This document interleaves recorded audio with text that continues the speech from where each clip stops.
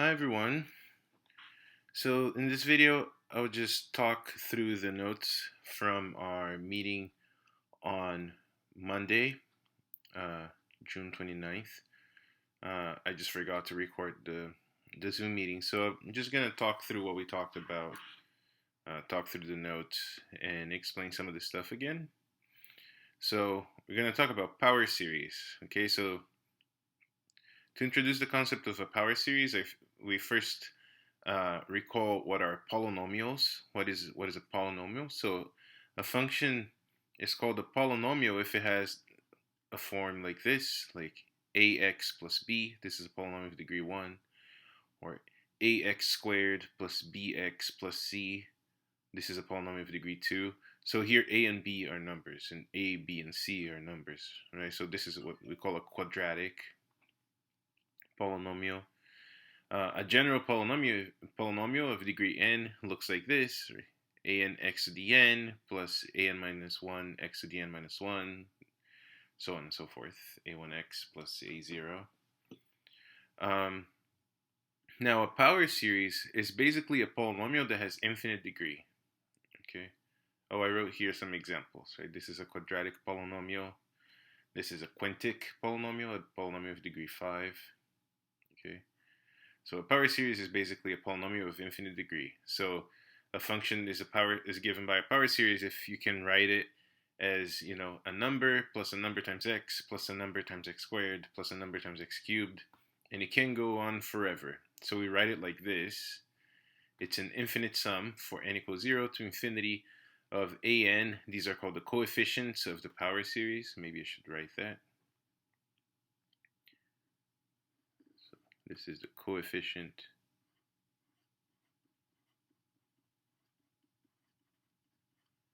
of the power series. I should say coefficients of the power series.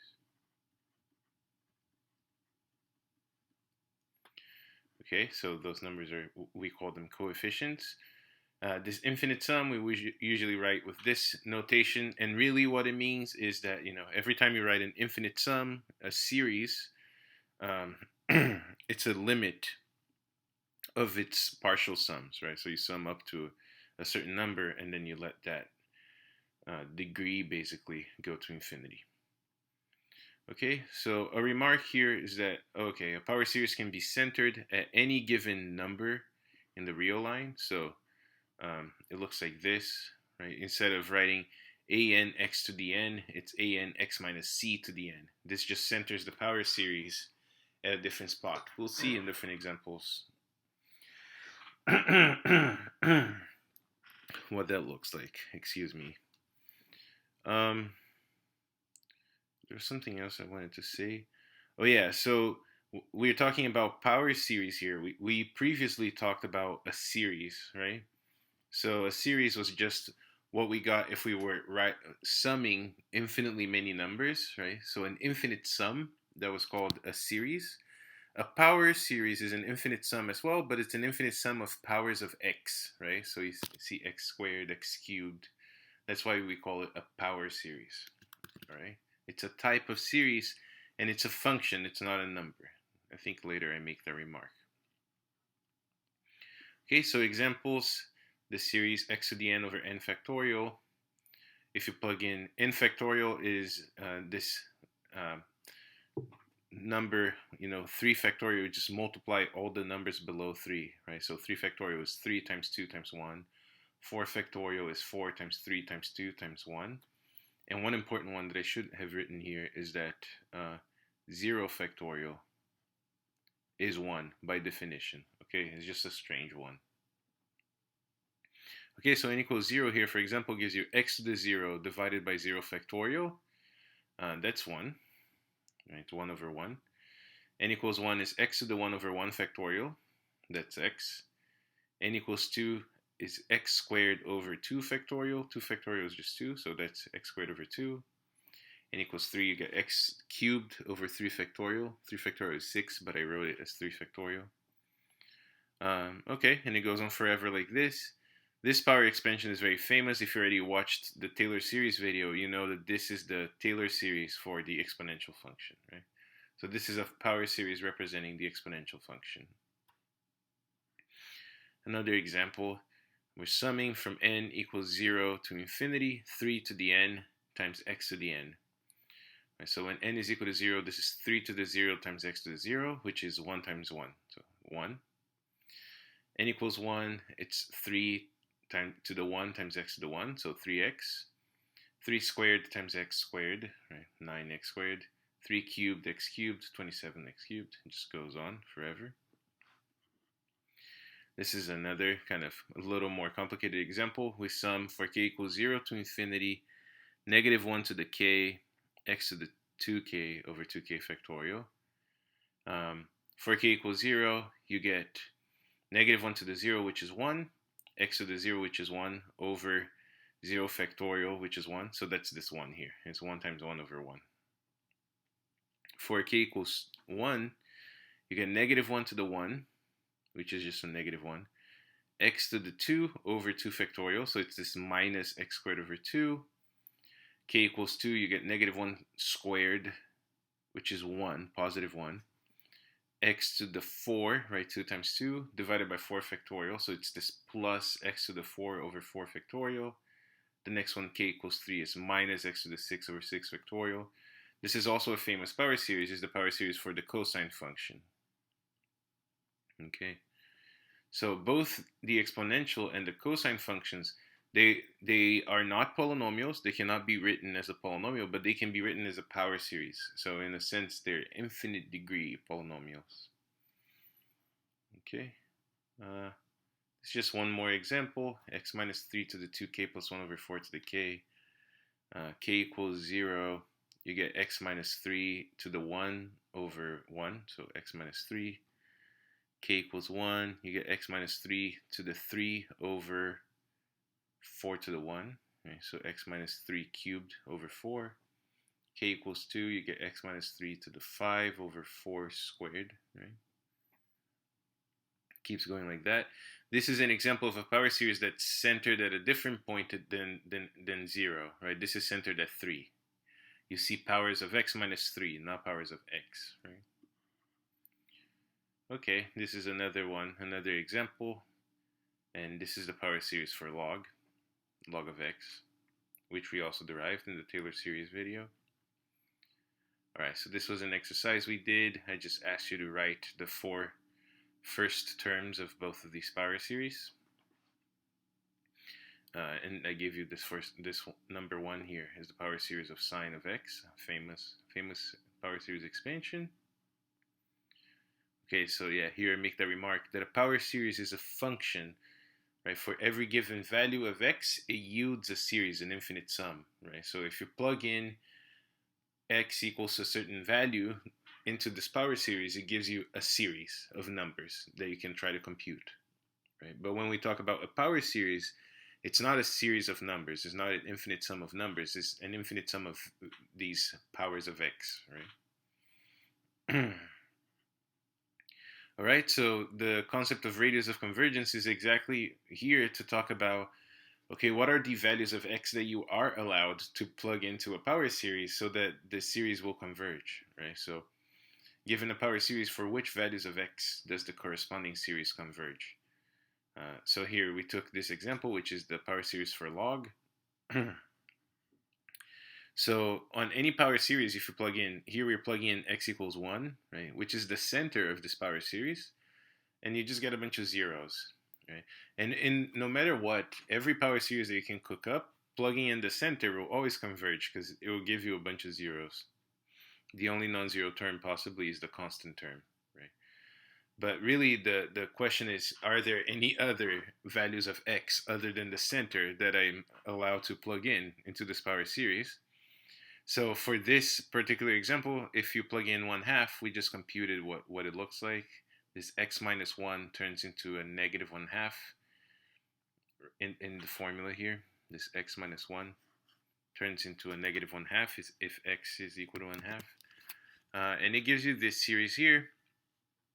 This series, you can say, is smaller than the series 1/2 plus minus like negative 1/2 minus negative 1 over 4, minus negative 1 over 8, minus negative 116. It's smaller than that series, right? Because it's being multiplied by this 2, 3, 4.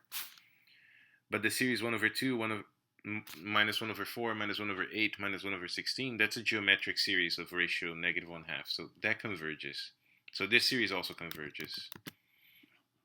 But if you plug in x equals 3, so that in there the x minus 1, for x equals 3, it turns into a 2. So you start getting these values. And you see that these values keep getting bigger and bigger and bigger, and this series diverges. So for example, at the center, x equals 1, it will converge. You move 1/2 off of the center, at x equals 1/2, it will converge still. But if you move 2 away, here you move to x equals 3, two units away from the center, and now you're diverging, right? So the idea is to use the ratio test to kind of see how far from the center can you go so that the series will still converge. All right, so here we just discussed the concept using a few examples. What is the radius of convergence of this series that we were looking at, for example? Right, so this series here, what's the radius of convergence? By the ratio test, this series will converge absolutely as long as this ratio of the term n plus 1 term over the n term with absolute values converge to something smaller than 1, right? If it converges to a ratio smaller than 1, then the ratio test says that this will converge absolutely. Okay, and the ratio test also says that if you flip this inequality to a strictly greater than 1, it will diverge, all right? All right, so here, this inequality, we'll write what it is. You know, here you get that ratio. This is the n plus 1 term. Here, anytime you see an n, you have to plug in an n plus 1 where it was, right? So this n plus 1 turns into n plus 1 plus 1, which is this, which is this n plus 2 over here, down here. X minus 1 to the n plus 1 that you see here. N plus 1 down here. And then this over n turns into this over n plus 1 over here. So this is the n plus 1 term. The n term is exactly what's showing out there. Okay, so here, these properties on the side are important of the absolute value. Absolute value of a product is the product of the absolute values. Absolute value of a division is the division of the absolute values. If you use this over here, you get this simplified ratio down here. Right? So we just, absolute value of negative 1 is always 1, so the negative 1's disappeared. The absolute value of x minus 1 to the n plus 1 turned into this absolute value of x minus 1 to the n plus 1. The n plus 1 is down here with no absolute values because it's positive. Okay, so you get this ratio. The x minus 1 to the n plus 1 cancels with this x minus 1 to the n in the bottom, and you're left with just x minus 1 here, absolute value. And because this doesn't depend on n, you can take out of the limit. Right? So you get x minus 1 absolute value times this limit here of n times n plus 1. And this limit is 1, right? You can factor out the n to see that that limit is 1, and you get this inequality. In the end, when you're computing radius of convergence, you will always find an inequality like this, right? Absolute value of x minus something is smaller than a number. The number on the right is always the radius of convergence. We said that the series will converge absolutely when this inequality is true, right? When this is smaller than 1. But then we figure out that this being smaller than 1 is equivalent to this inequality down here, in green. So the power series will converge when this inequality here is true. Meaning the power series will converge, what does this inequality says? When x is at most 1 unit away from the center 1. Right? So if you draw what this inequality means, here's the center 1, right? And you take 1 to the left, 1 to the right. And that's the interval of convergence. So the interval of convergence, you start at the center, you move 1 radius of convergence to the right, 1 radius of convergence to the left. You create this open interval. And this is the interval of all values of x that you are allowed to plug into the power series to know that it will converge. Okay, that's the interval of convergence. Now, outside of this interval, over here and over here, the series will diverge if you plug in any of those x values. Okay, and on the boundary, we don't really know. It's more complicated. The ratio test gives you equal to 1, and then it's inconclusive, right? So strictly outside of the interval of convergence, right, not in the boundary as well, the series diverges. Inside of the radius of convergence, the series converges, and at the boundary, it's inconclusive. Right, we'll do one more, compute the radius of convergence of this power series, 3 to the n, x to the n. Again, we use the ratio test, so we need that the limit of this ratio between the n plus 1 term and the n term is strictly smaller than 1, right? By the ratio test, if that's true, this series will converge absolutely. Okay, so we write the n plus 1 term here, divided by the n term, do a similar manipulation. This x to the n plus 1 will cancel with the x to the n, and the 3 to the n plus 1 will cancel with the 3 to the n. You're left with this. And that doesn't depend on n at all, so the limit of that is equal to itself. I don't know if I used this example in class, but if you take a limit as n goes to infinity of the sequence 7, that's just 7 all the time, the limit is 7, right? The sequence 7, 7, 7, 7, 7, 7, 7 converges to the number 7. In the same way, the sequence 3 times absolute value of x converges to 3 times absolute value of x. Right, so we send this 3 to the other side, we get, again, an inequality like I said, right? Every time you're going to find an inequality like this, right, the absolute value of x needs to be smaller than 1/3. 1/3 then is the radius of convergence. This series was centered at 0, and the interval of convergence, you start at the center, you take 1/3 to the left, 1/3 to the right. 1/3 to the left, 1/3 to the right, right? You get this interval of all possible values of x that you can plug into your series so that you know that it will converge. Outside of this interval, your series will diverge. At the boundary of the intervals, it's inconclusive.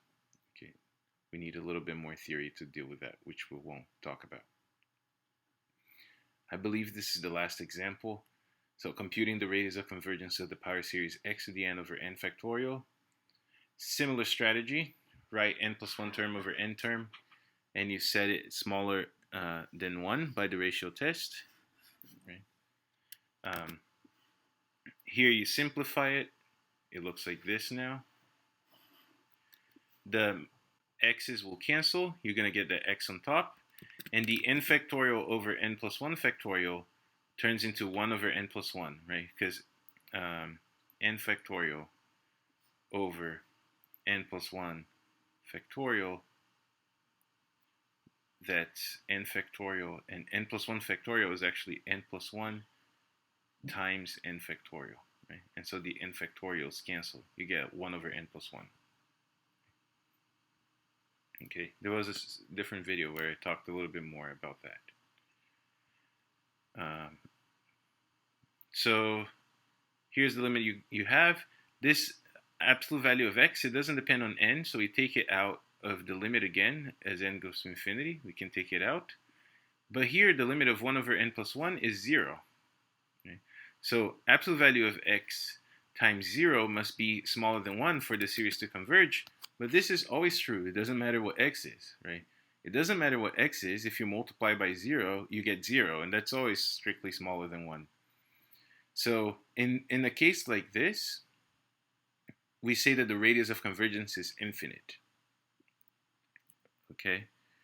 You can think, for example, that you could divide by 0 on both sides, and it says that absolute value of x is strictly smaller than 1 over 0, which is infinity. I mean, that's not a good thing to think about, but it's kind of how it works. So the radius of convergence is infinite.